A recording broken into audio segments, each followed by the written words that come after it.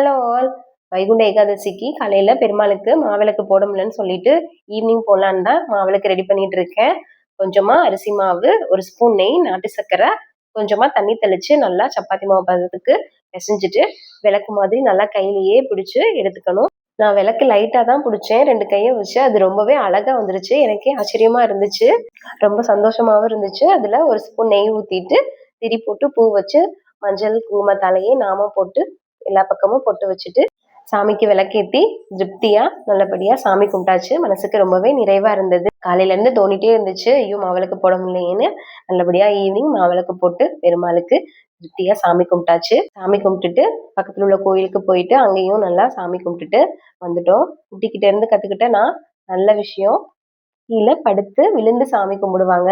எனக்கு அவங்க தான் சொல்லி கொடுத்தாங்க. நான் அவங்கள பார்த்து தான் அதை கத்துக்கிட்டேன். அவங்களுக்கு அவங்க அப்பா சொல்லி கொடுத்துருக்காங்க, அவங்க எனக்கு சொல்லி கொடுத்தாங்க.